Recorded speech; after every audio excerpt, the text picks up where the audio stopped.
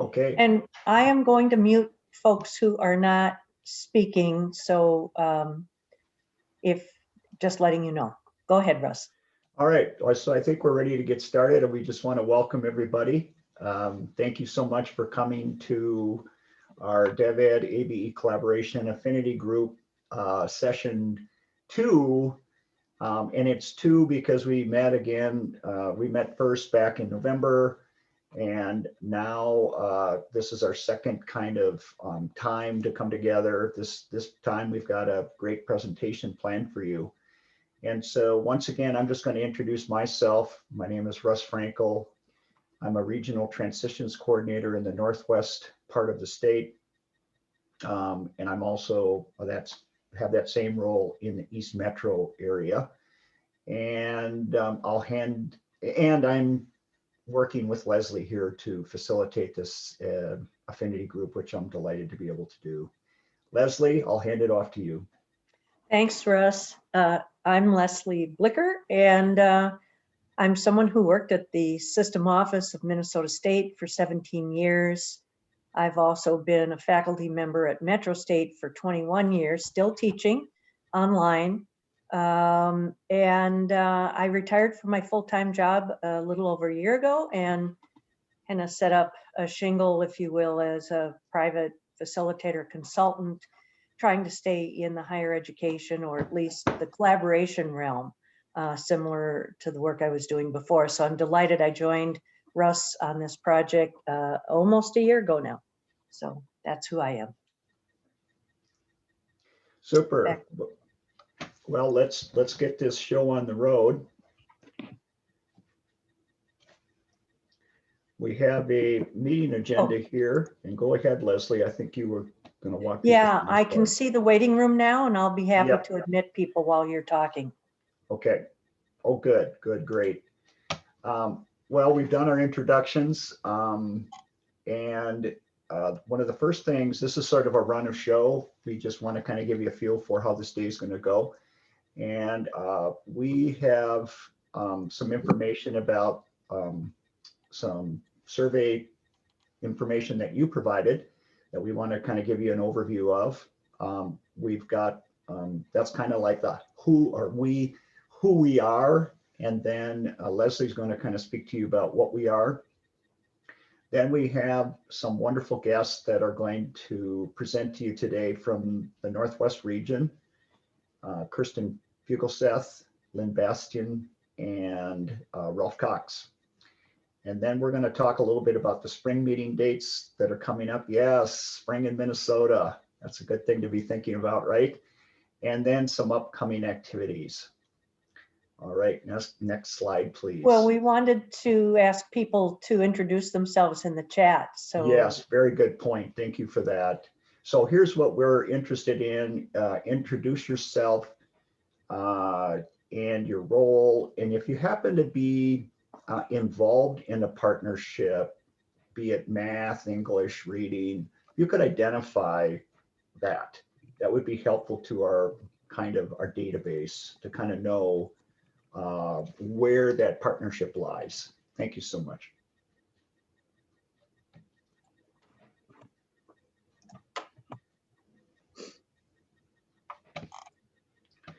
All right, this is the piece where I mentioned to you, most people have kind of submitted a survey when they registered, and they clarified with us a few things about their partnerships and who they are. And so we can go to the next slide. And here's who we are. We're nearly 80 educators, 40 from the Min-State system, 39 adult basic education. So that's a real even representation. Of those 80 roughly affinity group members, we have 26 college faculty, 11 are ABE instructors. The balance are deans, navigators, assessment staff, as I've indicated, student support practitioners, and program and instructional leaders. And then there are 2 or 3 system kind of state level administrators that have an interest in this area of partnership. We have educators from 16 Min-State campuses and 29 ABE programs throughout the state. 3/4 of the participants are associated with some type of current min-state ABE partnership. And if you go to the next slide, that means if you're a math, person like Ralph, that means 1/4 of our participants are exploring and are seeking support to launch a successful partnership. That makes for 100% of us. Thus far, we have ABE and college partners at the following campuses that have indicated they have partnership student outcome data. They've done some form of collection, and you can see the list of those on your screen. What I'd like to offer to the group is that if you aren't on that list, if you could just put that in chat that you do have information or some kind of outcome data that you've been collecting that you would be willing to share, which is great, because one of our intentions is to gather this group of people, or at least gather the information that they have regarding outcomes, so we can see what it is that people are collecting. And then we can start to think about some type of way for us to aggregate that. And more importantly, maybe come up with, here's the kind of uniformity around data collection that we would encourage people to collect going forward, that's going to help us determine just how valuable is this partnership. We can make some assumptions that it's valuable, but I think that, data will help tell us if it is, and if it could be improved, where might we improve it? We plan to put the accumulated, all this affinity group information, contact information, it's already in an affinity group OneDrive folder, and we will put that in chat for you because that's where everything will be available for your use. And with that, that's who we are. Now Leslie's going to talk with you about what we are. Great. Well, welcome to everyone who's been joining since. Whoops, I need to admit one more. Yep, and I can get on top of that too. Okay, Leslie. sure. And thank you all for putting in your introductions. If you joined late and you don't know, we'd love to know who you are, your role, your institution, your school, your department, whatever you want to say. So thank you. Yeah, Russ and I met in between, of course, the first meeting and then this meeting. I mean, the one in November and now. And we had a few emails come our way as well, with people, some people who weren't able to make the first meeting being a little confused about who we are, what the role of this group is. Are we formally structured through either Minnesota State or MDE? So we felt it really important to just go through a couple slides and take a few minutes to clarify who we are, because we're somewhat independent of things, doing this out of a sense of goodwill, if you will.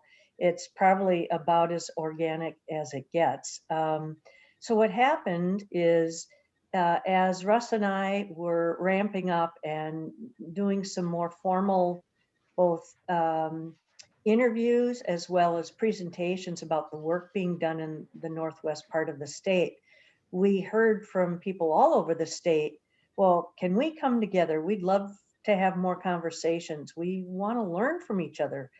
Who's doing what, all the issues that came up, so many barriers. How do we, from the ABE standpoint, how do we get the ear of the administrators who can kind of approve either funding or some more time for faculty to work on this? How do we get more faculty interested? And then from the other side, we heard questions as well.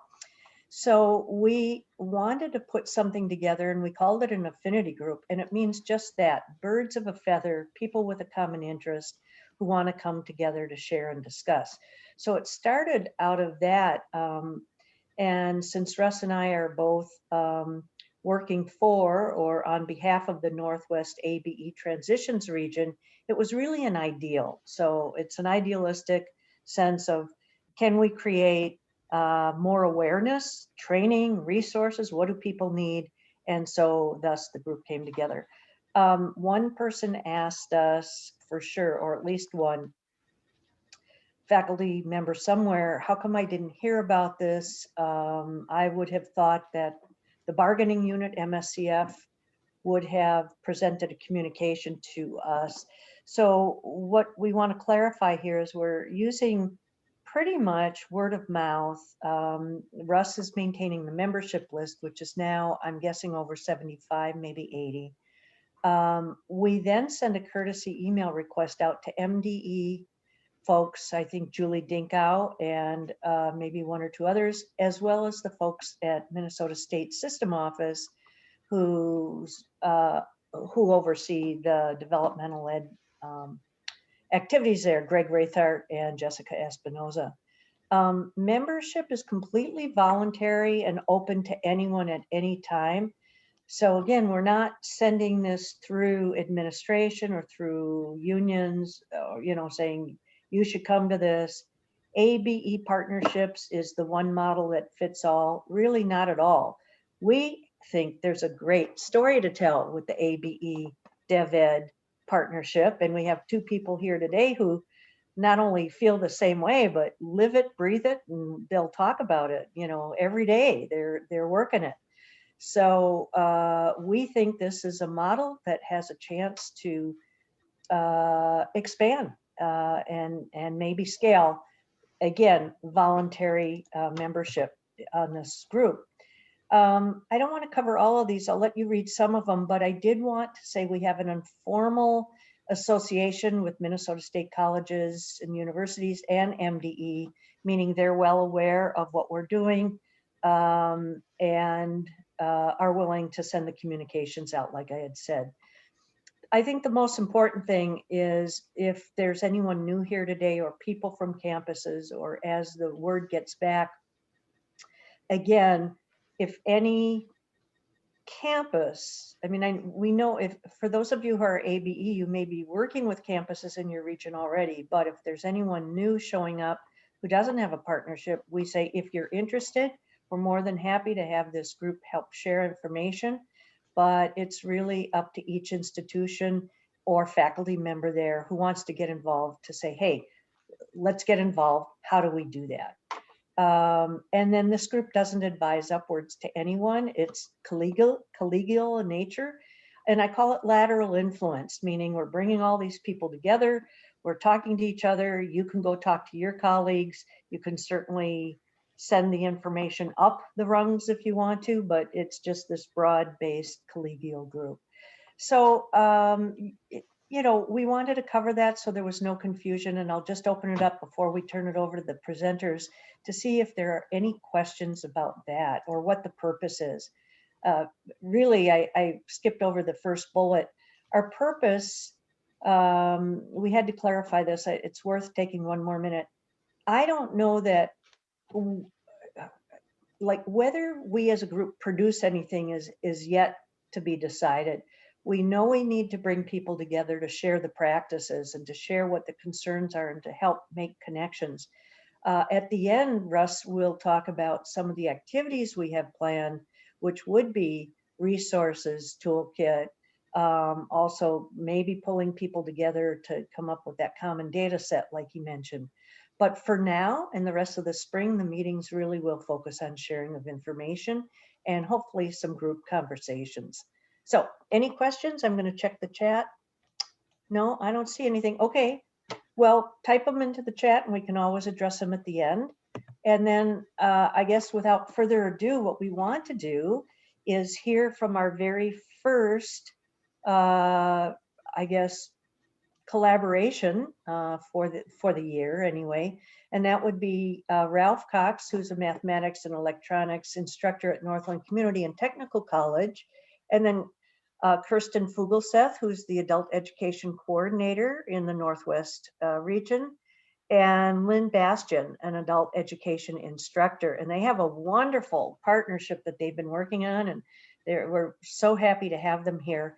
Ralph and Kirsten, what I'll do is, just so you both make a note, we need to end the whole presentation by 11 o'clock, and I'll give you a 10-minute warning. I'll probably jump in, look for space right around 10 to 11. So that's a half an hour from now. So there you go. It's yours to present. And then I'll stop sharing so you can do your share. Thank you. I think you're able to see our first screen, the one that Leslie just had up here. And you can hear me okay, Leslie? Mm-hmm. Okay. All right, good. All right, so thank you for asking Ralph and I and Lynn to do a little presentation on the partnership that we've had going here in Northwest Minnesota for a little bit of, for a while. And we thought we would just start out by giving you sort of a history about how this all took place. And I put a little map on there for you so you kind of can see where we're located in relation to you. I am the ABE coordinator for the consortium that's outlined in that green area there. So, and actually, yeah, I guess it's pretty close to the whole thing. I think it's adjusted a little bit, but, and we have 3 different campus locations that we're based on. One is in Thief River Falls at Northland Community and Technical College. And then that has a sister campus in East Grand Forks. And then we also have a campus-based classroom in Bemidji, which isn't on this map. They were added after they were added to our consortium recently. So we have been partnering in a few of them, but we're specifically talking about Thief River Falls today, Northland Community and Technical College. We've been on that campus. ABE has been co-located on that campus probably since, late 80s. I mean, I started in adult education in '96, and we'd been there already another at least 10 years. So it's been a very long-standing kind of relationship. Probably one of the longer standing, I think, in the state as far as that goes. So we'd been co-located on the campus for quite a long time, and had been developing some relationships, particularly with the Academic Success Center on campus. The director of the Success Center, that Success Center was also where GED testing happened, and so there were lots of referrals to the Success Center, and a lot of work was done referring people back and forth who needed our services, and so forth. Over the course of time, and once I became the coordinator in 2005, we began moving into some of these more grant-funded projects and things like that. And we actually had hired somebody in ABE to work for us as an in a particular program called imagery analysis. And I can't even remember the name of the grant that funded that program anymore. And so she was meant to be a fully integrated ABE teacher in that program. And that didn't take off like we thought, but she eventually sort of became a shared staff member. She worked part-time for us and part-time in the Academic Success Center. So, just more cohesion that we saw happening there. In 2013, our transitions region used some of our transitions money to put on what we called, if I remember right, I think it was called the Partner Showcase, sort of similar to what we're doing now, where we brought in different partners and we just did a showcase of the things that they were doing in their programs. And they put us together by region, if I remember right. And it happened that I sat next to Ralph at the meeting. Ralph and I sat next to each other. And so that's kind of where a friendship, I think, struck up, and discussions began, and kind of where all of the ball sort of got rolling, I think, in this sort of sustained partnership that we have going now. The other thing you need to know about Thief River Falls, it's not Minneapolis, it's a very small town, and we have a lot of small town connections. Ralph mentioned that he and Lynn go to the same church together. I mean, they see each other in the shop, at the grocery store or whatever. So there's these other kinds of connections that happen outside of work as well that I think probably help the partnership along a little bit. And Ralph can talk to you in a second here about this, but he had some familiarity with ABE. His dad was an adult basic education instructor. And so he knows ABE, he knows the program, he knows a little bit about the goals and how we move things forward. And that will come into play in sort of the selection of materials, as he'll talk about in a little bit. And then the last thing, that for us, there was nobody mandating this should happen. And there was, a little bit of money here and there, but really nobody pushing us to be partners. We were willing partners. We had said this would be a really good thing. And so we thought we should figure out how to do this. And it started off that simply. ABE did have some access to transitions funding in the early days. So obviously with state and federal money, we already kind of had a pretty tight budget, and we had already earmarked everything we needed with our own budget. We really didn't have extra money laying around to sort of start up this partnership. But so initially we did use transitions money to pilot the first year of the project. And part of the beauty, and we'll talk about that, of forward funding is that as you start doing the work starts to pay for you to do the work again in the future. And that's the way ABE is funded. And so that is, I think, so ABE had some sort of financial support early on to get the partnership started. And that's kind of, beyond that, it was just that everybody was very willing to move forward. I'm going to let Ralph talk about the next couple of slides that speak to the actual content of the programs that are being run.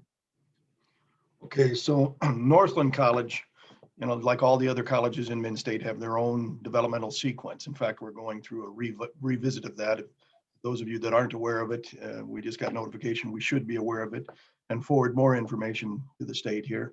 At any rate, the way we handle this is we run an AccuPlacer test. And if the student comes in the door and they score at a certain level, they can certainly, one arrow that's missing here that I didn't put on here is they can go right into the college level classes if they score high enough on the AccuPlacer.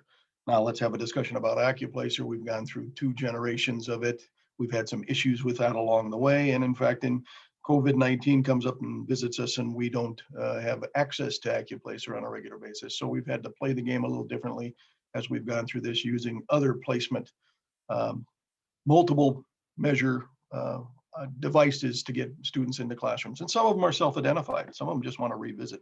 But our lowest level math class is Math Foundation. It is not, a few years back, if you were involved in Mid-State, we had to go through and evaluate our courses, which ones were eligible for financial aid. Financial aid is not given for taking Math Foundations. That was a decision we made ethically. It doesn't fit that, requirement that hits at a high enough level. So that's the only course in this sequence that is not financial aid eligible. You can go through that and then go into introductory algebra and then go into intermediate algebra to get to the college algebra sequence if you wanted to. Maybe you'll assess directly into introductory algebra, which then leads you at another pathway. We have a liberal arts class, some contemporary math that you see there. If not, then you go through intermediate algebra on the way to college algebra. And the lowest class, or the small, on the slide, I guess, math 0094. The pre-college algebra piece there is the class that's our accelerated course. If you remember, Mid-State asked us to put an accelerated course that students could get through to get to a college level class within 1 semester. And so that is in place. And now it's come out over a variety of different things. I myself have gone through 3 mergers, and that's not at the state level, that's at the local level. So whenever you merge things, there's give and take across the board. The assessment piece we used towards the end, now that this is out, we're using GPA. Again, that's required. That was probably the biggest one that's being used by advisors. It's not being driven by faculty. That we had some say in where things are going, but also ACT scores.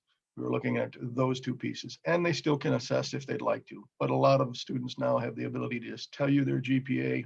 Again, that's one of them. I'm not going to tell you I like the way it's working right now, but it is what it is. Let's go to the next slide, Kristen. So a little bit about the lowest level class that we offer. Again, this is not for financial aid. It basically covers fractions, decimals, and percents, and a little bit of introductory algebra as we go through this with applications, as much as we can. But this is the class that we started in, and there's a little story to be told about this. My father for years taught 30-some years, taught ABE in the northeastern part of the state. And I was searching for a textbook that wasn't too expensive, that I could offer to my students that were in the lowest level class, that now wasn't receiving financial aid.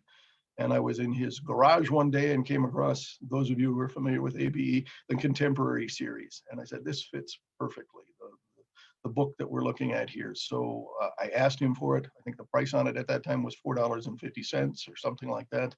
And so I took it to my classroom and adopted it. The good part about that textbook at the time, it wasn't written for grade school students. It was written for adults. That was an important piece. If you teach, you know, at a college or an adult basic education, you know, there's a difference. You need to make sure you don't insult your students. There's something to be said about textbooks that are to be written at the adult level and at least addressing adult learners. And that was important. And we got those up and running. But the first run we started short. We actually met at the meeting, like I said, and happened to be sitting at the table. And I think I'll give Kirsten some kudos. She said to me, well, she was talking to one of the administrators and he says, oh, good, you've got Ralph. He'll get things done. So now that puts the onus on me. So I thought about it. We talked about it. We talked about it. We thought about it. A couple semesters later, we said we might as well start this and invited him into the classroom. So what is happening is they have joined my classroom. They're embedded in the classroom. And it started with Lynn's predecessor, Ann Dzingel. She sat with me in class starting in that spring of 2015. And we collected data, and you'll get a chance to see some of that data. We started using, since everybody had an Accuplacer score, and this is the classic Accuplacer, this isn't the next gen Accuplacer. We would post test them afterwards. We didn't have anything else available to us. The TABE test, we did the same thing. We had some TABE testing at the beginning and post testing on the TABE test. Well, if you know anything about in both worlds, our assessments have gone through some modifications and some upgrades, if you want to call it that. And not necessarily for the best of the world, but so we're adjusting to the new tests. At any rate, it grew from there to 32 students in fall. Fall semester is our major enrollment semester. Spring semester, we usually have a downfall. I think that's typical in small colleges throughout Minnesota. Spring of 16, again, the downside, you'll notice that fall of 17 is missing. I was on sabbatical. And Kirsten can talk a little bit about this because I wasn't there, but the member that they brought in to take over for me during that time frame was not as, what's the word I want to use, enthusiastic about the cooperative. And so she basically backed out of that. So we didn't collect data for that given semester. But then I came back in spring of 17 and we see things from that point on. Go ahead, next slide. In fall of 2018, again, we added these two courses to the mix again, since we'd already had some success in the lowest level class, we said, well, let's try in the next level. And we did have some repeat students enroll, you know, and express some interest because of ABE's involvement. They'd already made those relationships and we saw some successes there. So you see our numbers in fall of 18. And again, introductory algebra covers, you know, again, you can read it there. Algebraic expressions, equations, factoring, laws of exponents, you know, polynomial operations, graphing. There's a piece I missed here. I have to tell you, it's a faux pas on my part. Functions. We also introduce functions in introductory algebra. And then intermediate algebra takes it a step further, looking at linear equations and inequalities, graphing those, solving those systems, rational and radical expressions, complex numbers. And then, of course, we introduce quadratics. So our numbers continued to increase as we went through that. You can see, again, how things lay out numerically with the different classes. Again, next slide. And then, of course, the last class that we added in the developmental sequence was the accelerated course. And this is after feedback. We'd had one or two students that were in the previous semester's course that had expressed interest in getting additional material. So we asked if it was okay if they enrolled in the Edmonton software that was provided by Kirsten and Lynn to give them some additional work. It was a situation, if I remember correctly, where they couldn't make every class session, so they would like some outside assistance in that regard. It was a conflict of schedule or something like that. And so he took the initiative and really enjoyed that side. So we said, why not expand that and add that additional class, as long as the workload was handleable by the local ABE. Now, these are students that are mine in every one of these sequences. They're my students. I mean, I'm going to claim them. I'm the lead faculty member in this regard. The ABE faculty member is embedded in my classroom. So I'm in charge of putting together the curriculum. I'm in charge of, setting the dates and the calendar and that sort of thing. I put the syllabus together based on the Common Core Common Core outline, course outline that we have available to us, but it's following everything that we're required to follow at the collegiate level. Okay, next slide. So this last spring, we introduced then pathways towards employment, which is a piece I know that's a big deal in the ABE environment. And so we looked closely at math applications for nurses, and that's a 2-credit class that is specific to the nursing environment. Again, reviewing fractions, decimals, and percents, ratios. And then we look at, of course, conversions. And then we look specifically at dimensional analysis and how it's used in the nursing field, whether it's feeding calculations or any number of different things, looking at determining weight of a child and how much the medication dosage you should receive along those lines, but with strong specifics of that. I helped write that curriculum 25 plus years ago, sitting down with the nursing department that came to me and said, we need something. We are not math teachers. We don't want to do this. So we sat and did some pretty heavy lifting looking at specific applications, basically using a pharmacology and a math for meds textbook and pulling a lot of the material out of there and then getting approval for the types of questions that the students might run through. And there we picked up an exit exam also, which was good for pre-testing and post-testing. They for years required, and it was an entrance exam in days of old for the RN program. We've turned it into let's pre-assess them on an entrance exam and then post-assess them on a very similar exam and see what kind of improvement we may see. But you can see our enrollment really jumped in that particular case. So, and this is during the case of COVID too, so we're seeing some changes. We also added for the first time this semester, fall semester, an online class. In fact, I have 2 of them on the math for med side of the South. So you can see the numbers are fairly large. We got 76 students. And I'd say early feedback is pretty positive on our successes so far. Okay, I think that's, so again, this is just kind of a wrap-up slide for me talking. We've covered, I'd say, pretty close to 450 students in 30 different courses. In reality, with some repeats, where it's safe to say we've got in excess of 400 different students have been benefited from the partnership that we have going. So I'll let you take the next one, Kirsten. Sure, thank you. So we are looking a little, as Ralph said, early on we started really collecting our data and trying to, maybe to me, I'm a bean counter, so to prove to me this is really worth it, right? For us to be in there, that we're really making a difference for the students. And as Ralph has mentioned to me in the past, these are all at-risk students. They may be in college, but they are definitely at risk. They definitely were having issues at the lower levels of math, and probably could have gone either way. They could have come to ABE, they could have gone to the college, but in this case, they were enrolled in college already and needed this additional help. So we started really gathering really quantitative information, and a lot of it. And this is just an example of one particular class. And so if you take a look at some of what we had, it kind of tells you there's a class that ran 4 days a week for 8 weeks. In this case, it was a math foundations class. So the lowest level, the one that does not qualify for financial aid. We pre and post tested our students using TABE. Back then it would have been TABE 9 and 10, I believe. Now it's TABE 11 and 12, and we'll talk about the issues around that. And then all of them, we kept track of their AccuPlacer score coming in and out of the class. And we reported their grade levels coming in and out of class according to TABE. And then we also kept track of instructional hours. So if you look at the very bottom line, it's just kind of an average, a sum of all the students that were in that class that semester.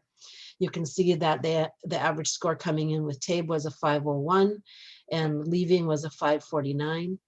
That means that they came in with an average grade level of 6.3 and left with an 8.0 grade level. Their Accuplacer test scores on average were a 31, and they left with a 62. And average instructional hours for the course were 47.5 instructional hours.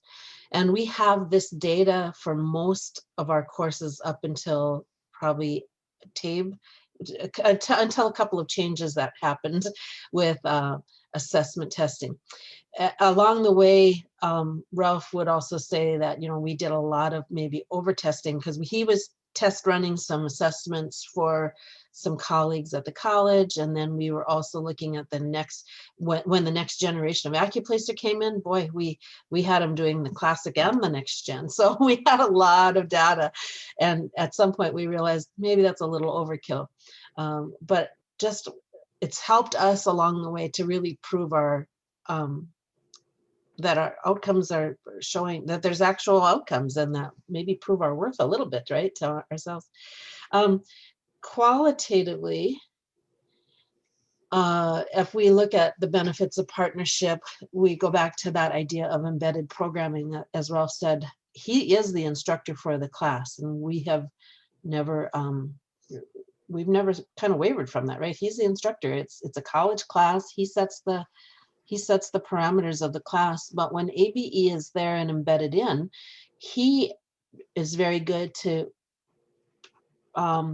treat, I guess, maybe ABE instructors as an equal. I mean, that they also are an instructor for the class, and that's very evident, I think, early on for the students too, that they can go to either teacher for help.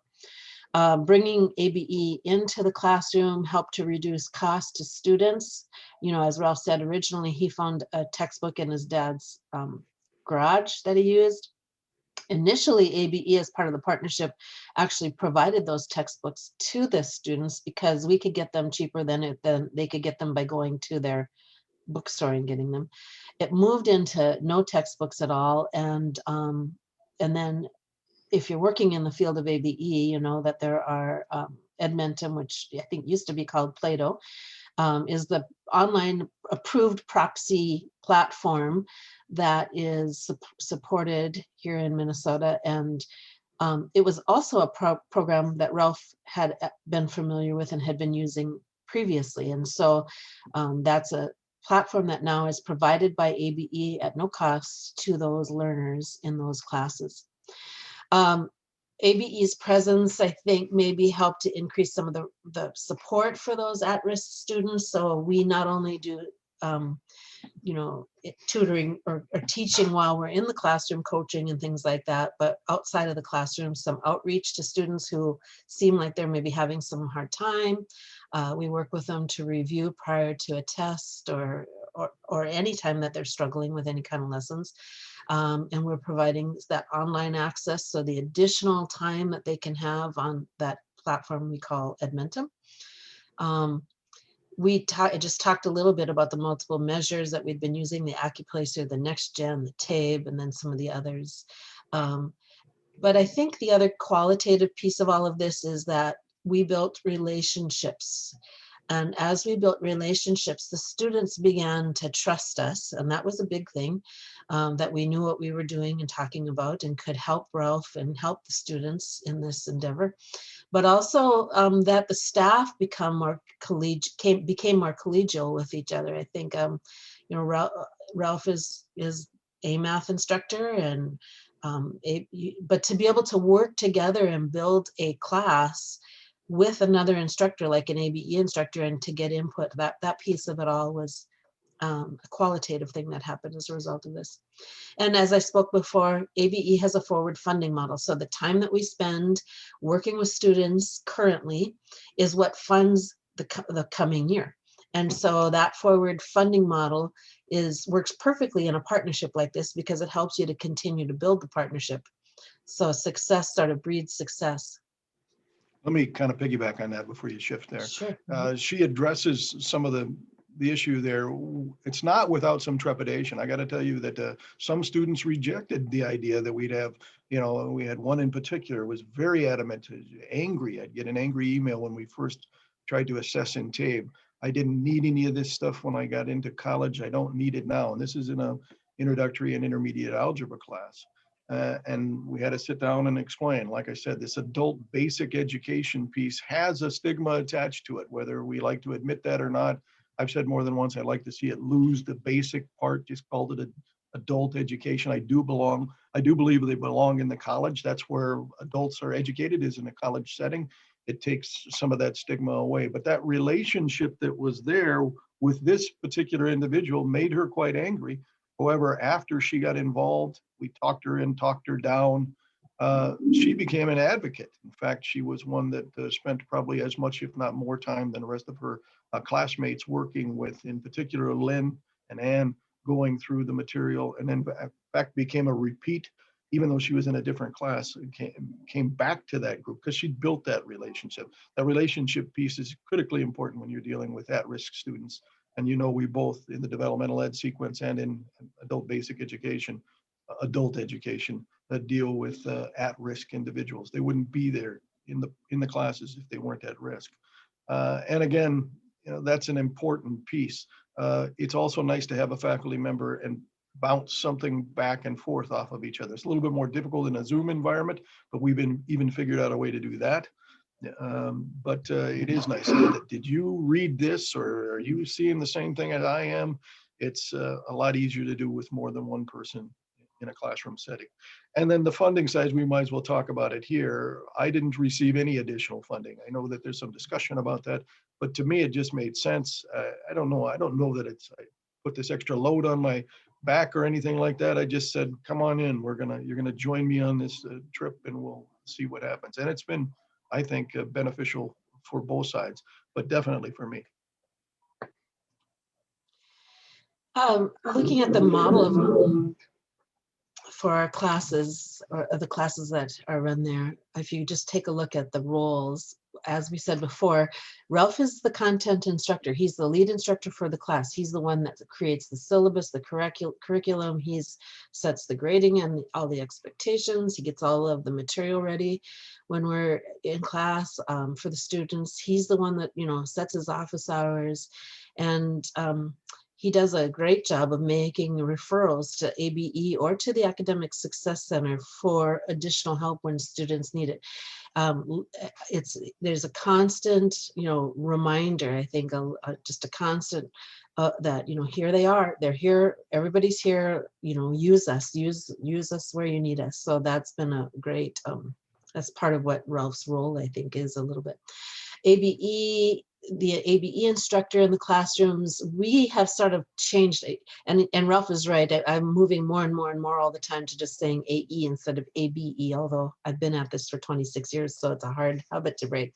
But just the adult ed instructors, that basic piece did have a stigma, and so we've talked about, you know, how do we change that a little bit? And recently I talked to somebody else in the state who said, I don't call myself that anymore. I call myself a student success coach.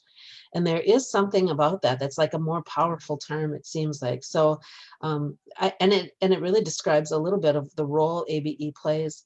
So our teacher this year, actually there's 2 teachers currently, attend all of the scheduled classes. They conduct some in-person intakes when we're in, and I'm going to really talk about the in-person model right now. We're going to talk about the Zoom model a little later, but they, while they're in those classes early on, they conduct their ABE intakes and enrollment forms. They take roll for the class. You know, they watch as class is going on. If they see blank stares or blank looks or looks of frustration, whatever, or, you know, glances, sideways glances, they can catch that, and they can see that somebody's not really understanding maybe what's happening. They can step in, or they can ask Ralph to clarify something, that kind of thing. They do all the pre and post testing in the TABE, which is used, then diagnostics and TABE can be used to kind of give Ralph, as the content instructor, a little more maybe clarity about where somebody is, what they already have demonstrated they know, and which gaps are missing.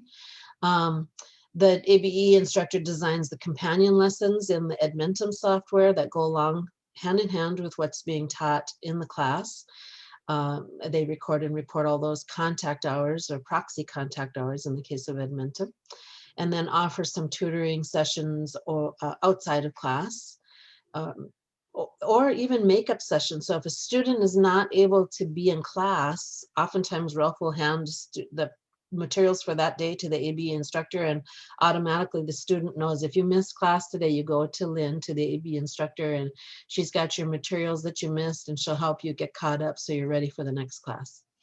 And in very limited circumstances, there haven't been many of these, but there have been times where Ralph may need to be gone for a meeting or something, and the teacher is able to step in and continue to teach the content of the class in Ralph's absence.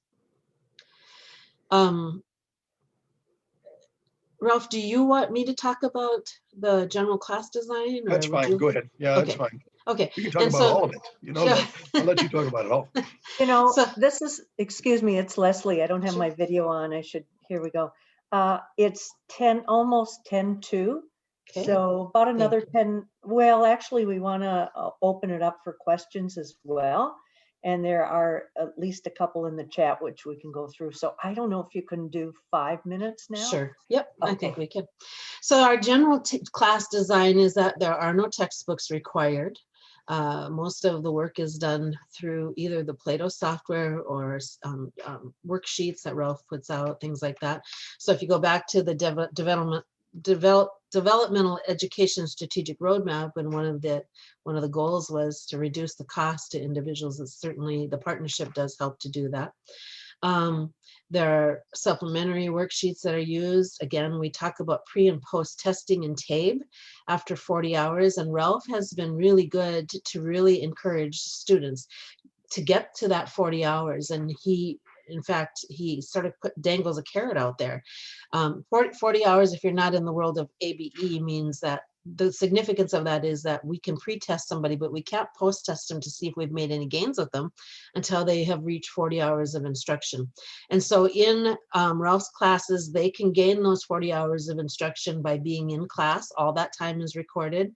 Anytime that they come to ABE or to the class, the Academic Success Center for tutoring, that is recorded, or any time that they're spent online working in Edmentum, those proxy contact hours are recorded. And so as they get to 40 hours, he will administer an exit exam to them, either at 40 hours or at 12 weeks, 12 of the 16 weeks in the course, right? If they score an 80% or above, they may exit the course at that point. But if they score below that, they may stay and be provided some additional instruction in the places that they're sort of still having some learning gaps.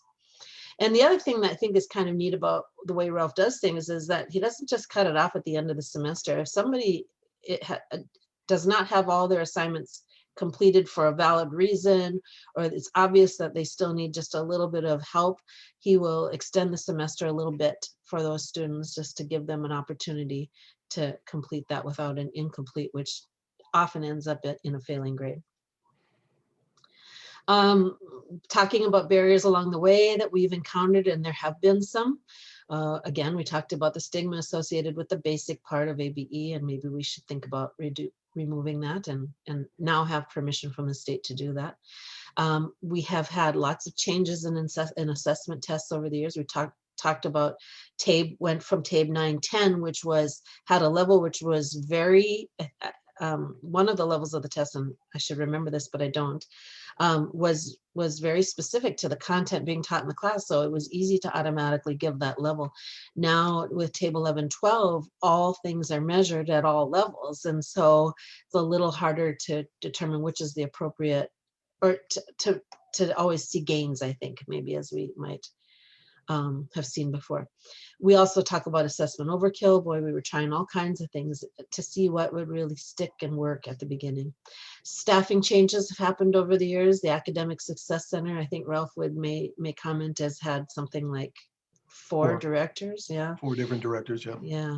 And Northland College and Northland Community Technical College administration have been at least 3 presidents, I believe, since we started, and, a number of different faculty. And so getting people up to snuff with what it is, what this partnership is and does, and what does it mean, and having to sort of re-describe everything, re-explain everything, that's a little bit of a barrier. Scheduling adjustments.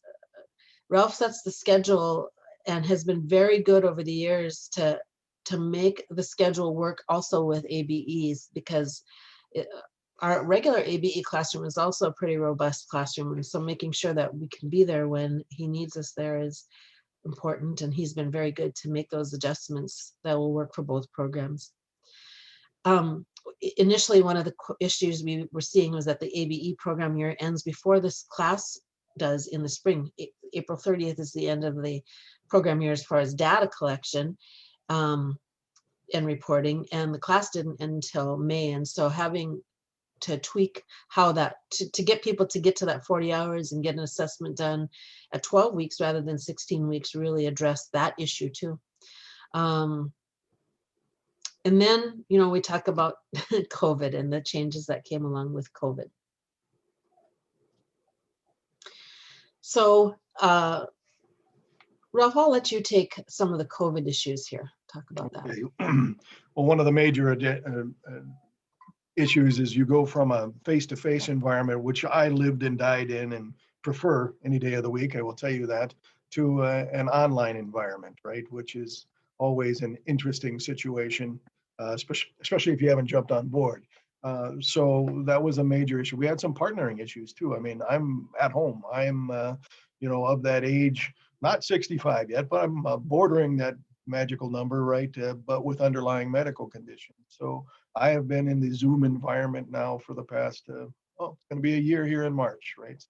The big hammer came down and said, you're locking down.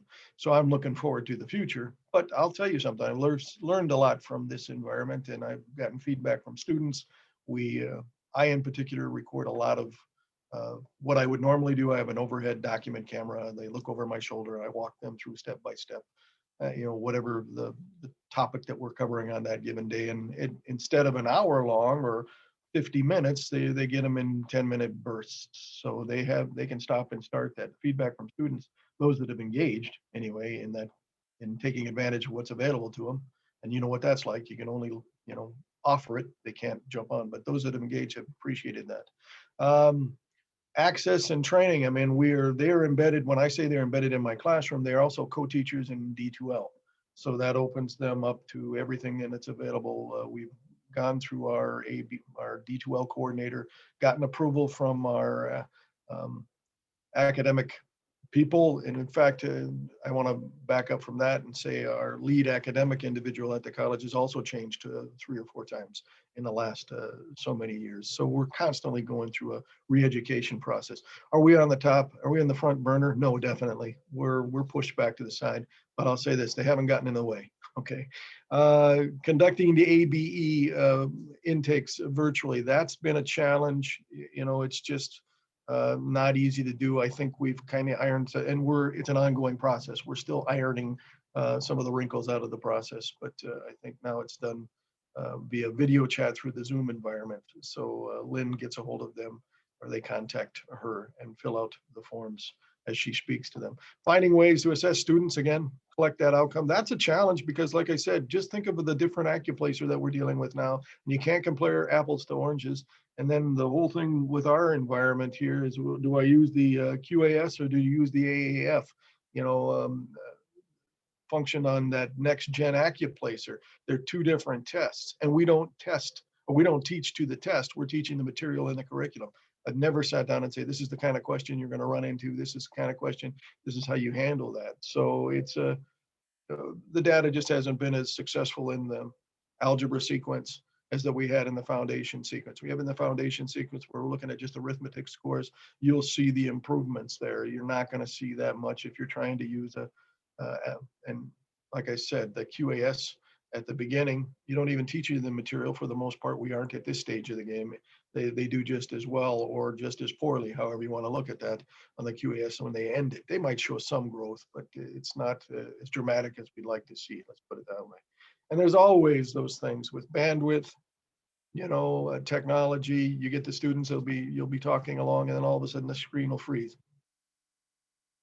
And if you've taught in a Zoom environment, you know what I'm talking about, if you see it at all, right? And you'll miss half the words. And so there's that challenge. A lot of our students, again, when we say at risk, that also means they don't have the best of the cell phone plans. They don't have the best of the wireless plans at home either. So it's whether they're hooked up to the internet or not, they might have to seek, your local McDonald's and hang out outside and try to get their free Wi-Fi. And as with everything, one of the things I always enjoyed about the face-to-face classroom is I could see them in the hallway, encourage them to be there.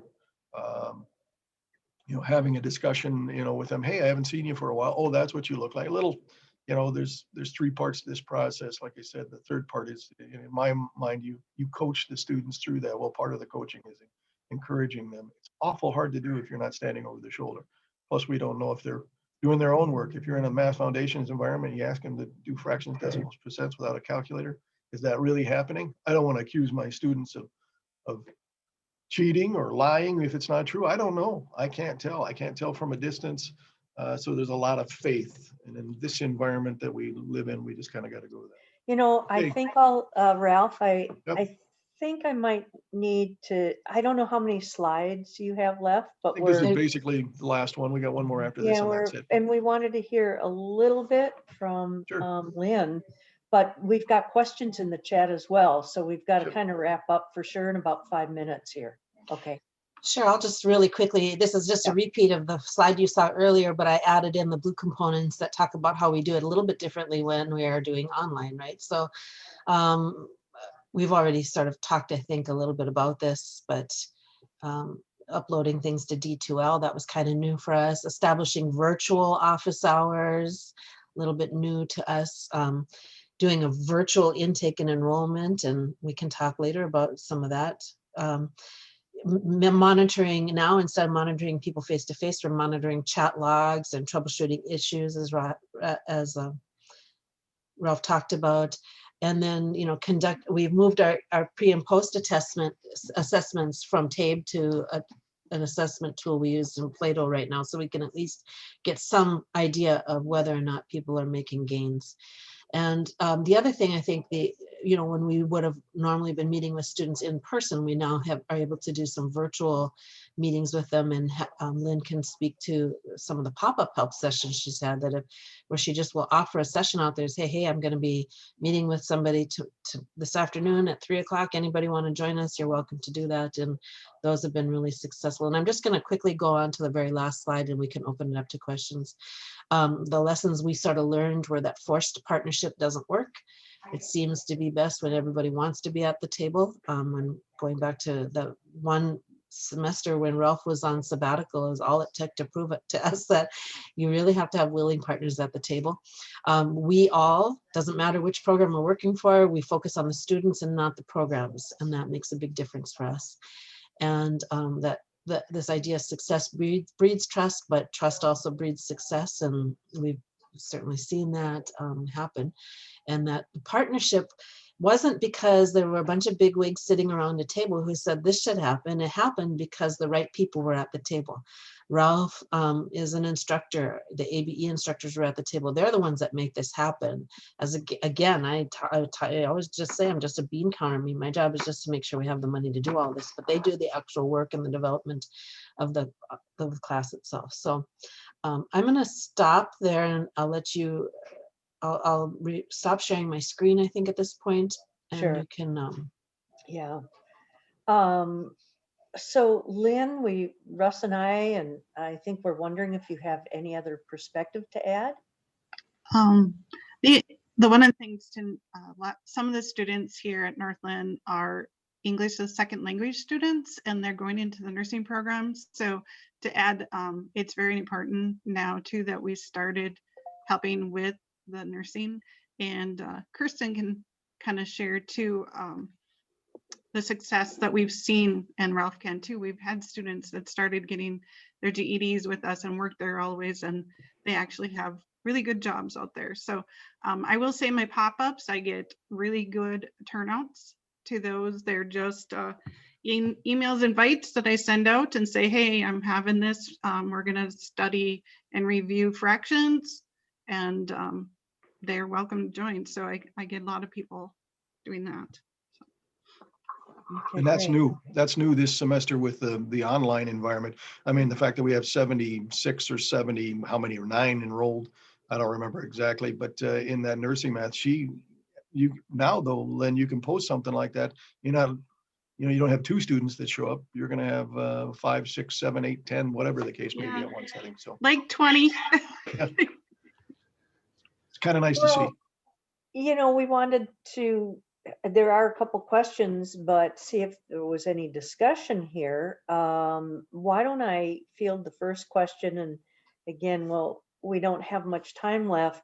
I think for those of you who do have more comments or questions, feel free to type them into the chat. At the meeting last week, we said we'd be sure to get those questions to the presenters today and see if they can answer them offline. But the first question was from Rebecca Strom. She said, with all the different math dev eds, is there pretty thorough advising happening with the students so that they know which class to take? That's a good question. We, as a math faculty, I wonder the same thing. I think educating your advisors is it's extremely important. And that's part of the reason I put that slide together that showed how we place individual students.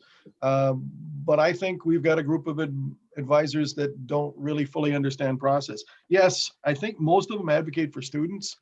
Again, you're gonna get a little lecture here. So many times we seem to make decisions based on what's convenient for students as opposed to what's best for the students. And I think that's a mistake sometimes, and I understand the pressure that advisors are involved in sometimes they're trying to add this additional developmental course onto a stack load of 16 credits in a particular program already. I think we do disservice to the developmental sequence when you do that, and you also set up those at-risk students for failure. But I understand. Yeah, I think for the most part, the last year or two, COVID has changed everything. Students are given the opportunity to enroll in just about any class that they want. But they're aware, and we've had several that have said, no, I know I tested higher, but I want to review what we did. I forgot, it's been 20 years, 10 years since I took an algebra class. I don't want to jump right into intermediate algebra. I should review the old stuff. So advisors are, at least at the Northland campus, we do our best. That's part of the reason we assess early. We assess early to try to steer them into the lower level if they're struggling with some of the basic stuff, or, maybe it'd be best to, I've even gone so far, and I suppose I can get in trouble for doing this, but okay, you really struggle with factoring. We're not going to cover factoring for a couple, 3 or 4 weeks here. Join us in the factoring side before you jump into the intermediate algebra class. So, and they'll sit in for a couple weeks in factoring before they jump into that. But for the most part, we're at the mercy of the advisors at the program level and as also at the collegiate level. Okay. Well, I think we're going to have to stop. Russ, well, I've got a couple slides. We want to make sure we close out on time. But last week we invited people to stay. If you can stay past 11:15, I think Ralph and Kirsten may be able to stay. And there was quite a robust conversation afterwards. So clearly we're having difficulty in the 75 minutes, not only getting all the information in, but also having enough time, I think, for people to kind of share or follow up. But so next meeting, I think we'll try to work on that. In the meantime, I wanted to thank both Ralph and Kirsten for being here. I think they did a great job. And we're excited that you were able to kick this off for us. So kick off the presentation. So thanks. And Lynn, don't forget Lynn. And Lynn, I'm so sorry. And Lynn, yeah, you're right. I see you right here on the video. Anyway, well, Ralph or Russ and I do have a couple more things to cover. We just want to go over the meetings next week and some of the work we're working on. And as soon as we're done with that, we'll let people have more conversation if they can stay. So I'm going to go ahead and share. Let's see here. Oops. There we go. Yeah, so we wanted to briefly cover the rest of the meetings we've got set up for spring semester. And we've accomplished meeting 1 for the semester anyway. And then we've got 2 options for you next month, February 26th or March 5th. the same meeting again, and Russ will be sending out, I'm sure, a registration form for you to select which meeting you can attend. So if you haven't marked these on your calendar yet, we hope you will get it on there. And then I also wanted to, again, give you the link. It's kind of a long link with odd numbers, nothing you can easily memorize. It takes you to a SharePoint drive, and here it is. So when you show up, it'll take you to this page. We put it in the chat. We can repost it again in the chat, but we are putting all the notes and slides. So if we go into the academic year 2020, 2021, we'll have all the meeting notes here. So for the meeting today, here's the agenda. And if you slide down, you can find the slides, Russ and my slides, and then, the Northland slides are here.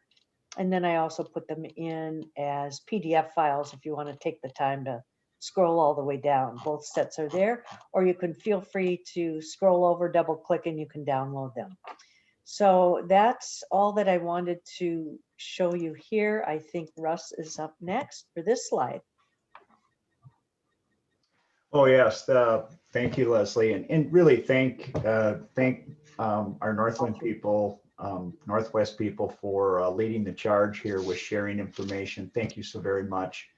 What I want to comment to our group is we're excited to inform you that Leslie and I worked in partnership with Northland College as the submission institution for an innovation grant submission. And each year, Minnesota State has this funding that they sort of put out there for promising projects. In this particular case, they're looking at things that sort of fulfill Equity 2030 goals within the Minnesota State system. We think that this particular project of us working together in collaboration really is well suited to fulfill Equity 2030 goals and objectives. And we submitted it last Friday, got it in on time. It's a $10,000 grant, and the dollars would be matched by the Northwest region. And we would have at our disposal $20,000 for us to accomplish a few things in the coming months and into next academic year.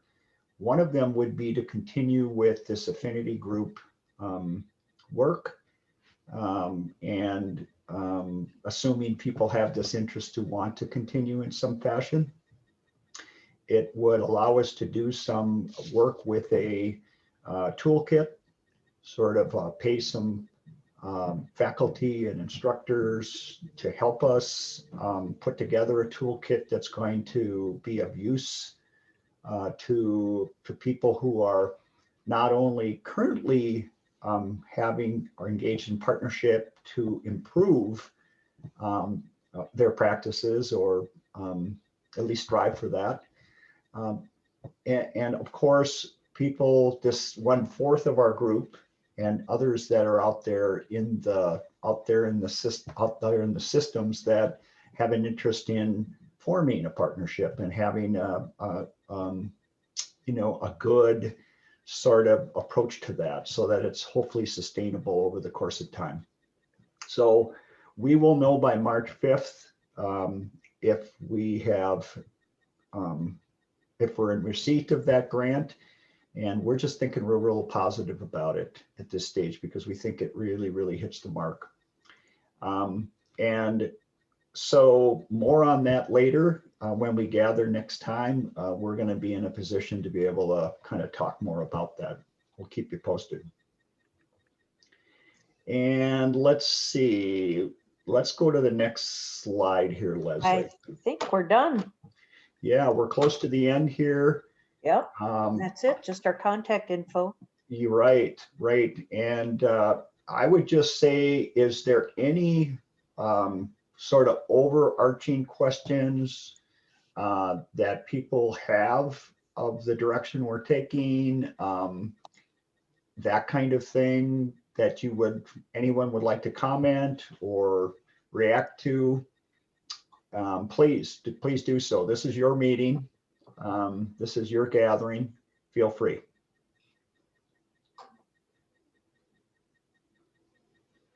I'd love to ask a question. I'm Barb Kerjack. I'm a Dean of Liberal Arts down at Inver Hills Community College, and it's really great to see how ABE is partnering so closely. We're working on developing those partnerships, and it's good to see Jean here today as we're going to be meeting next week. I think it's next week with Russ and our math faculty. One of the things that we're doing on our campus with Equity 2030 is disaggregating data by race so that we can look at progression and success for those students who are students of color. And I'm wondering to what extent you've been looking at your success as a function of race, and whether students who are of color are in any way disproportionately affected than students who are not. Oh, if I could comment, and Leslie, you may have a response as well. First of all, great to see you, Barb. Thank you for coming. I would say that when our data group sort of comes together, this will be our first opportunity to take a look at what kind of data are we now collecting, and then what is the type of data that we need to be collecting going forward that's going to fulfill not only Equity 2030 goals, but certainly other important goals of this group and this partnership. So stay tuned on that, Barb. I think you're right on. I would say in the grant, and maybe Leslie, you would comment, we really hit that pretty hard in the grant. So if you want to comment about that, it'd be great. Yeah, I'm new to the partnership and DevEd world as of last February, but in all of our interviews with many folks, particularly in the Northwest region, but even hearing people, I can say anecdotally, which is not the measure we're going for, rigorously. Anecdotally, we are hearing, first of all, that the partnerships are producing improved outcomes, similar to what you heard today. And then this is that, well, can you correlate this?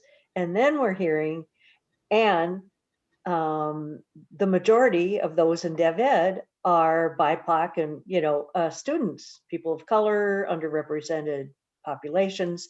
And so if we're seeing improved outcomes as a result of the partnership, then can we say if 75%, are people of color or even more, then there probably has to be some improvement. But has that been measured yet? I don't believe so. Has it been disaggregated? I've not heard that. And maybe that's a question, Russ, that we want to ask in the next registration form. And that might be the first thing that would come up. And I'm glad you asked it, because when we were writing the grant, I couldn't quite get there. You have to finesse the words in a way that how does our proposal impact, right, Equity 2030? Please address that. So I pretty much said the same thing, and I kind of dressed it up a little, but did we have any statistics at this point? No. So we'll see, but we know there's an impact. We just haven't measured it yet, I would say. And especially beyond the single class. That's the real key. What do we know about the single class? What about the program? Go ahead, Ralph. I think some of that demographic data can be mined. Like I said, it's just a case of somebody sitting down to do that. And I think we could do that at Northland if you were interested, Barb. It's just we have to contact the right people to do the mining for us. It's not something you sit down and just dig up. I mean, you got to have access to the student codes, but we have all those. They're all in D2L. I have pre and post test data for just about every one of them. Some of them weren't there for the pre-tests. Some of them bailed out before we took the post-test, but we certainly can ask the right people, I'm sure, and mine that data. I think that would be a good idea. Not male and female the same way. I think we could go through a list of different, whether, you know, for years in a combined, I'm at a combined community and technical college. For years, we heard that, you know, the technical programs were kind of the catch-all, you know, the safety net, if you'd like. Well, years ago, I did some data collecting on that, and I found that my technical students, maybe because they're more motivated, actually outperformed my liberal arts students. So that was an interesting sidebar to what's going on, but I know there's data out there. Terrific. Can I make a very quick comment? Because, you know, this whole testing issue is something I've struggled with for years and years and years. And, you know, I was really impressed with what you're doing in your presentation. But Barb, you're absolutely right. We know that tests have an adverse impact. And this is right the way through, from the tests that, you know, we give teachers before they can qualify, the praxis tests, the Accuplacer, and even the TABE. The TABE has an adverse impact. And so it's very difficult to deal with that. And very often when you're trying to prepare people for the workplace and a nursing program, and then you give a generic test like the TABE, the content on the TABE, and you mentioned that, the content on the TABE does not match with what you're teaching them in class. And that makes showing improvement very, very difficult. You know, it's a steep hill to climb. You know, And this- Rosemary, you had asked something about tests earlier. Well, I have a self-developed, like I said, exit exam for the nursing math. It's an entrance and exit exam that we use that's specific to nursing questions. But I'm going to tell you, it hasn't been thoroughly vetted for, you know, Oh, look, the other things that have to be done. You know how much that would cost. Oh, And I know, but you can't field test it the way that whatever, and I'm a great advocate of informal testing. sure. But it does work out. We do see improvement, and it's sometimes drastic improvement, and it's those are the ones you want to celebrate. You know, those are the ones you say, hey, this I'm actually worth something. You know, so. No, I mean, I'm delighted at the improvement you're making. It's great. By the way, I did act as a consultant, not on the Math Plato program, but the workplace reading program for Plato many, many years ago. So I was sort of interested to see what they're up to now. And the other side of that too, as a math teacher, do you understand how critical reading skills are and how they can affect your math scores? I mean, that's something I think that we sometimes, if we're just focusing on math, you know, looking at tunnel vision, we forget that there's such a major, and the words we use in a mathematical setting, I make fun of it in my classroom sometimes. You don't use an everyday conversation. How can you expect students of a different language, you know, that are actually thinking probably at a higher level than we are, you know, translating between two different, their home language and the language we're using, and then you add the math language to it. It's just, to me, is a nightmare. No, you're exactly right. And also too, you know, as soon as they get to the problem solving in math, where you give them a problem with lots of reading in it, that's where a lot of them come to grief. So this goes without saying, you're welcome to exit at any point in time that you must. But for those that can stick around, we're going to continue to ask a couple questions. If you have them to ask, please do. Otherwise, we can go to a little bit of the chat and we can pose some of those questions that were asked. They will then get recorded, and then it'll be of value to everybody who's going to get a copy of this. Yes. So Well, there was Go just ahead. one unasked question, and I think this is the group that's sticking around. So yes. yeah, so thank you for staying if you want. The only question was yours, Russ, about asking them to talk a little bit about, I have to find it, about ACEs and how this skill development is embedded into the instruction. Yeah, and if you could explain ACEs, Kirsten and Lynn, and that, and why that is really important. That particular training you've gone through and how you're embedding those kinds of skills, especially for these types of students. I can explain ACEs a little bit, and then maybe I'll hand it off to Lynn a little bit to talk more about how they really get embedded in that classroom, because I'm not there every day. But ACEs is the academic, career, and employability skills. It's part of a national framework called Transitions Integration Framework.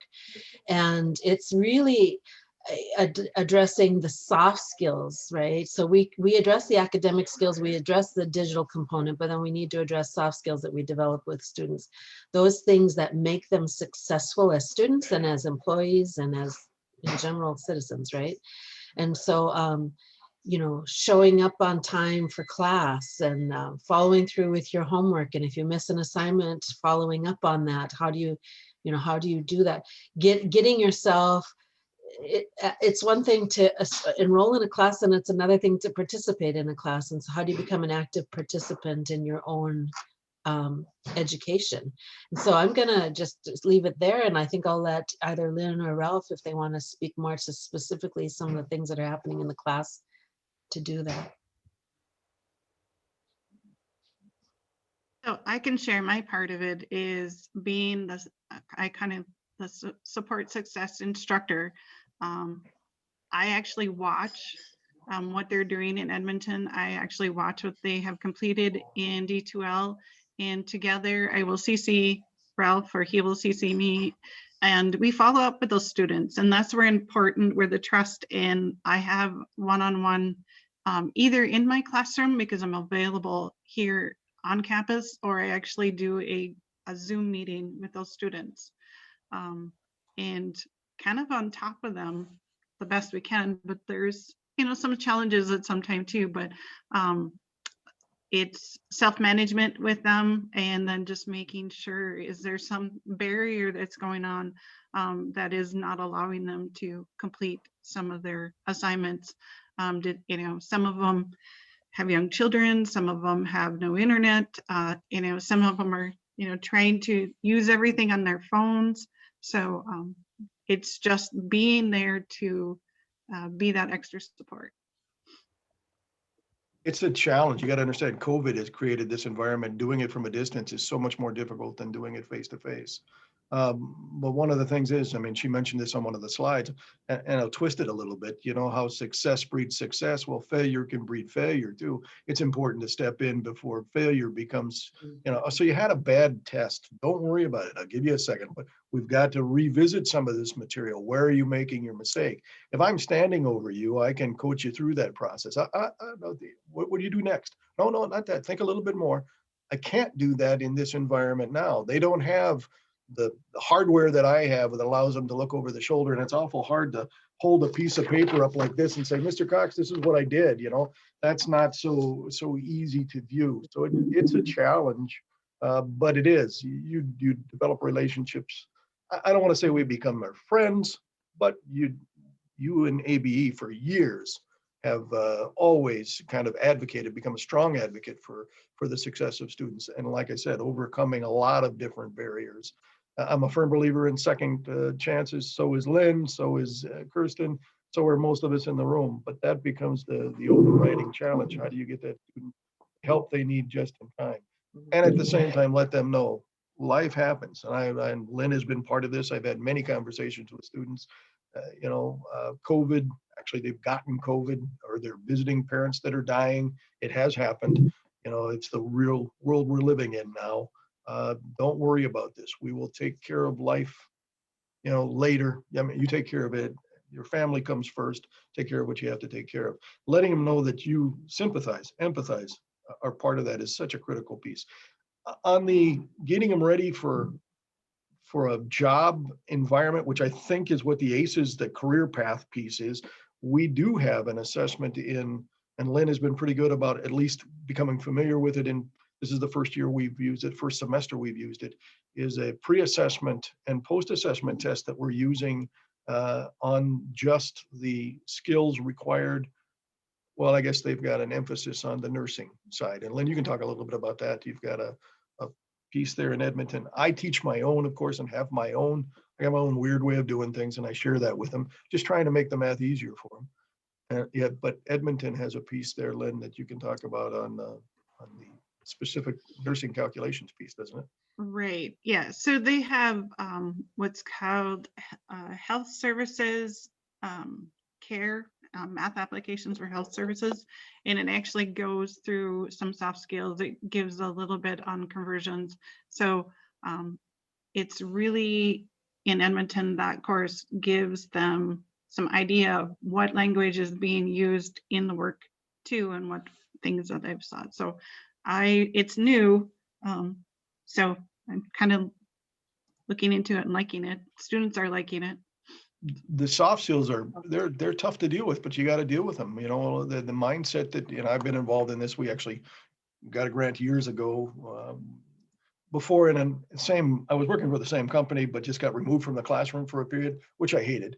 But we wrote a grant that we got some soft skill developmental pieces that we were trying to sell to industry. And while they were on board with it, but they didn't come fully on board and decide to purchase, you know, so it's a different game. But letting them know, if you don't know this, it's like anything else. You've got to spend more time on that. You can't just say, I've watched you do it 3 times and I still don't know what I'm doing. Well, then you're going to have to watch maybe 30 times. And not everybody's at the same level. It's hard to do, though, in a setting like we're at now.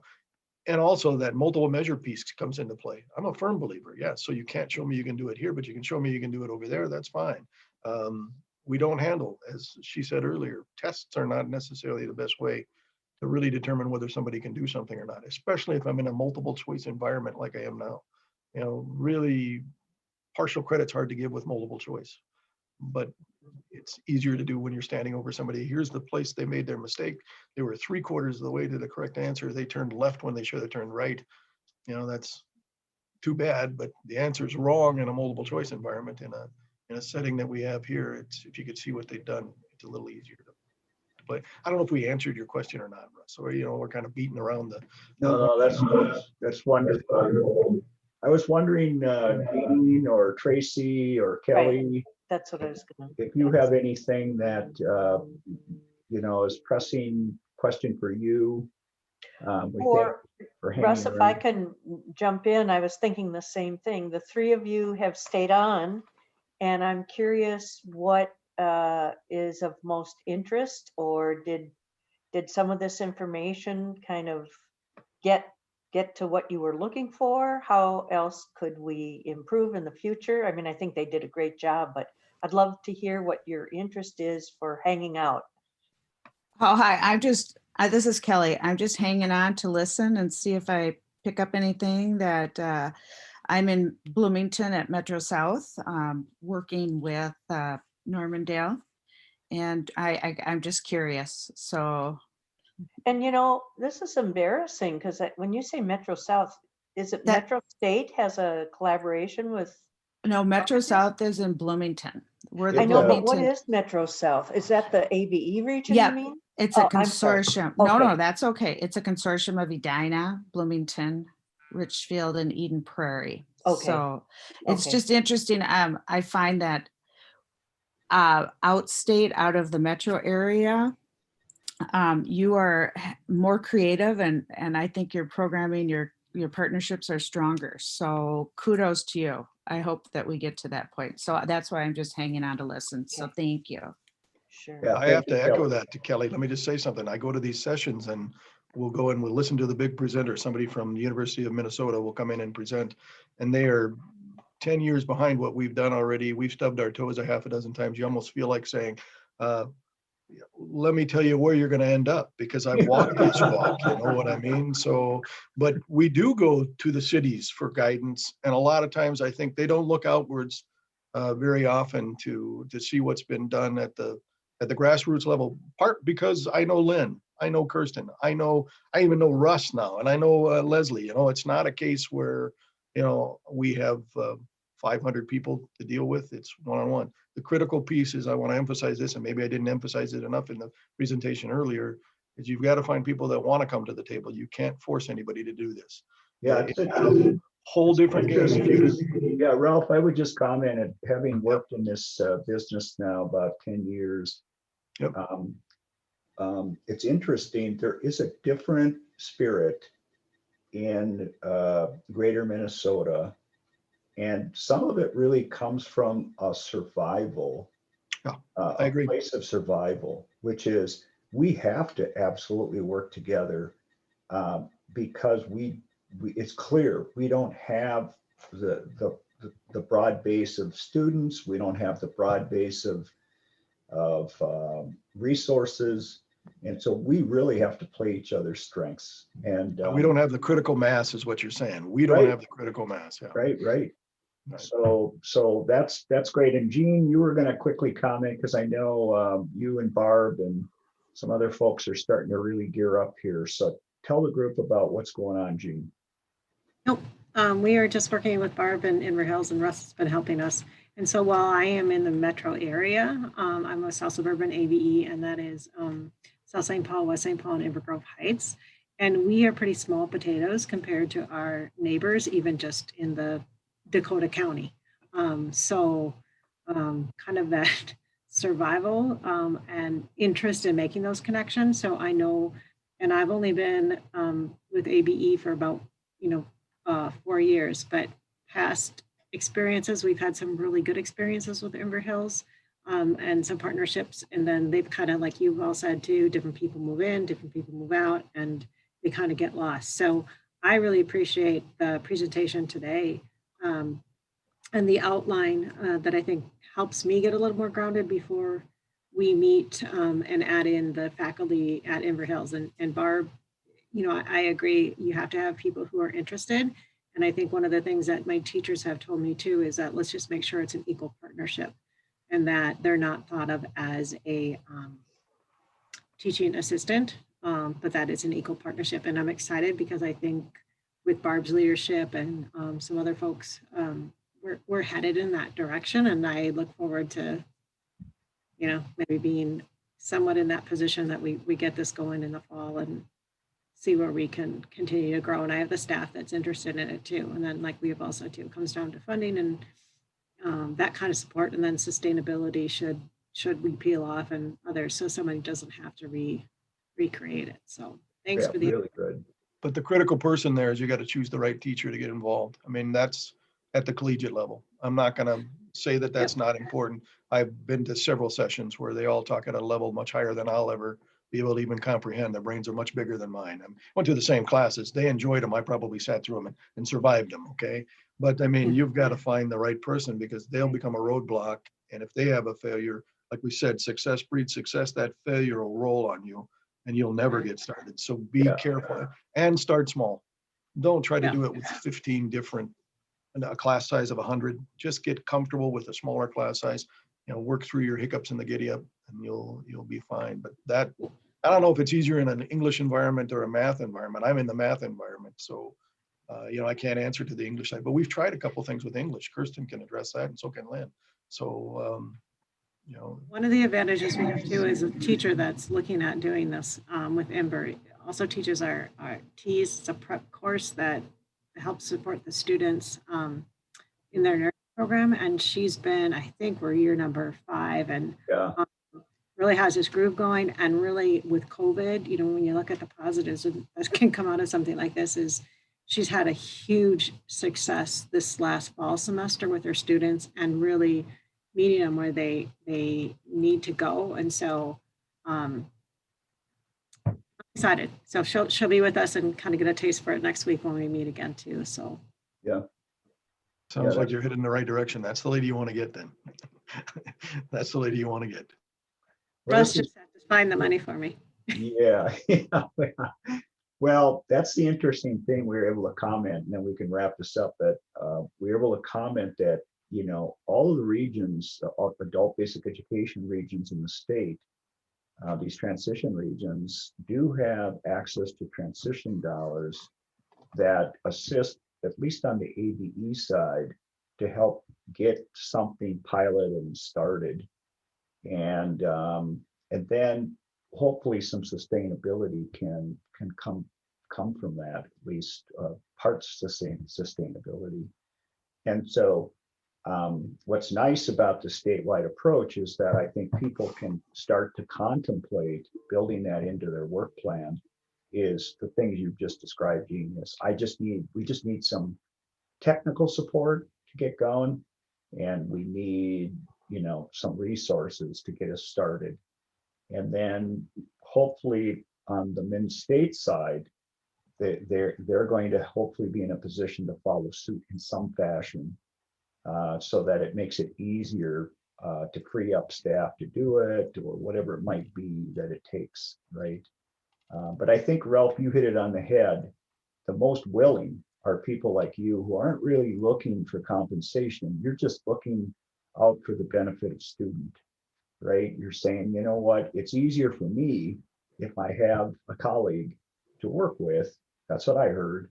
And it's also easier, it's better for our students because they just get a better outcome when they've got. Right, the focus there should be the students. Quit worrying about all the rest of the stuff. You know, we draw lines all the time. You guys talk about silos and all that other kind of stuff. If you just focus on the students in the classroom and not worry about, again, personal gain, though that's not an easy situation when we're in a downturn economically and we've got issues budget-wise across the nation, let alone the state, you know. So I know that's a challenge that way, but I do think if you can't worry about that stuff. Either it's going to work or it's not going to work. And yeah, I think that some seed money might entice some people to come on board. I won't argue against that, but that shouldn't be their motivating factor. If it is, what happens when the money goes away? Do they quit then and walk away? That's always the fear. Because like I said, I've been involved in grant writing.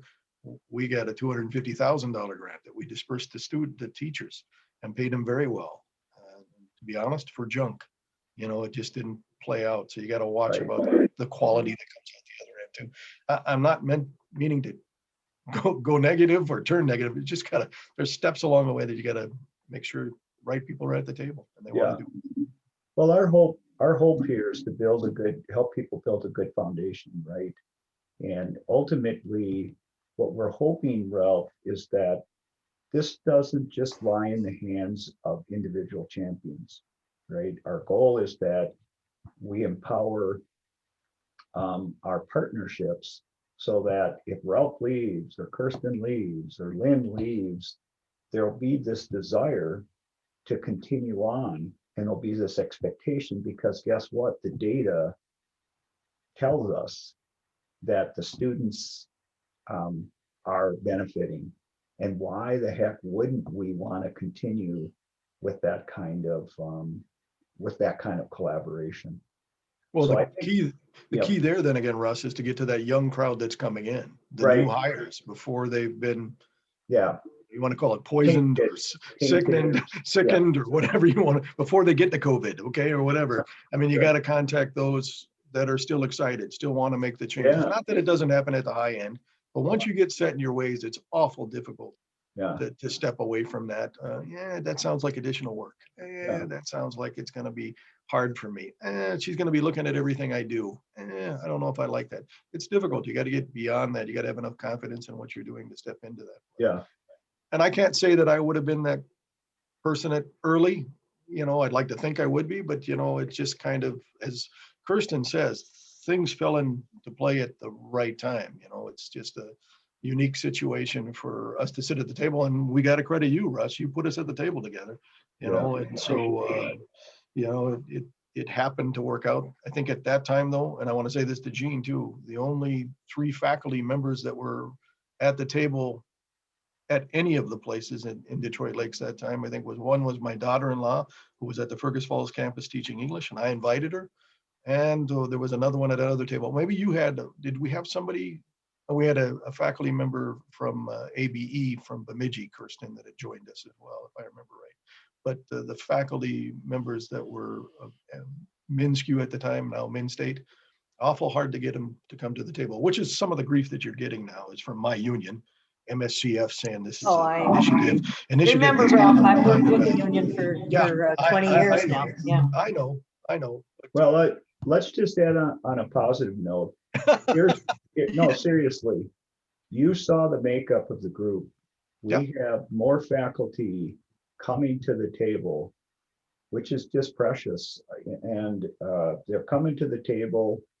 I'm going to believe they're coming to the table with open hearts for this, right? And they want to do best for their students, and they really want to find a way to be effective or more effective doing this work. So this is an avenue.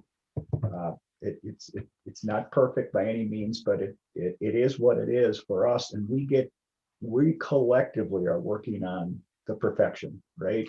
Right. And yeah, that's what brings us all together, is we have that as educators who have that passion for people learning. That's why we are here. And so I just want to end our session, and I'm going to stop our recording, but I just want to thank you all for contributing today.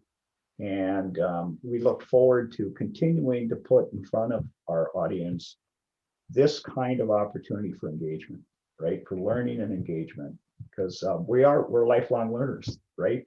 That's the whole idea. So thank you for that.